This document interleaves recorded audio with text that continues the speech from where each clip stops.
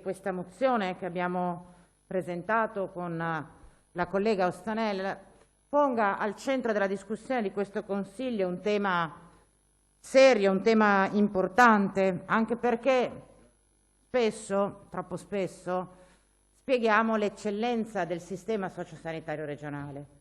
Ora è giusto che sia chiaro a tutti che all'interno dell'eccellente sistema sociosanitario della Regione del Veneto c'è un problema serio legato ai consultori familiari. I consultori familiari nascono negli anni 70 sulla spinta, diciamo, della nuova centralità che le donne e le famiglie iniziavano ad esercitare nella società italiana e vengono istituiti con una funzione che non è sostitutiva rispetto alla medicina territoriale, ma semmai integra i servizi sanitari offerti dalle strutture territoriali, concentrandosi in particolar modo su percorsi per il benessere delle donne e delle famiglie, stiamo parlando dei consultori familiari.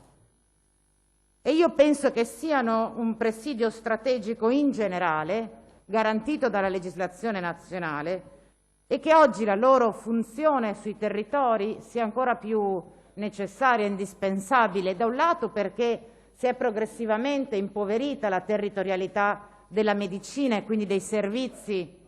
È arrivato l'assessore Corazzari, Presidente, e diventa un po' complicato procedere con i lavori. Stavamo parlando, sa, Assessore, di un problema serio che riguarda i servizi che vengono garantiti in questa Regione alle donne e alle famiglie tramite i consultori.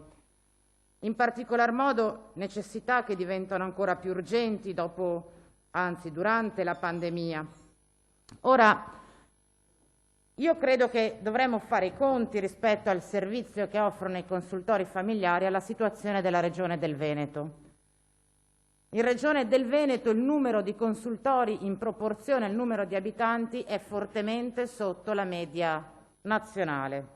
La capacità attrattiva dei consultori familiari in Regione del Veneto è altamente sotto la media nazionale. Il numero medio delle prestazioni che i consultori erogano a donne e famiglie in Veneto è ampiamente sotto la media nazionale. Ora capirete voi che una regione che non offre condizioni e opportunità di benessere alle donne e alle famiglie è una regione che manca sotto da un punto di vista realmente importante. Quindi con questa mozione chiediamo appunto di interessare in maniera prioritaria la Giunta e questa Regione in riferimento a un tema che noi riteniamo fondamentale, appunto quello dei consultori familiari. Abbiamo appena votato all'unanimità una mozione sui centri fitness, importantissimi.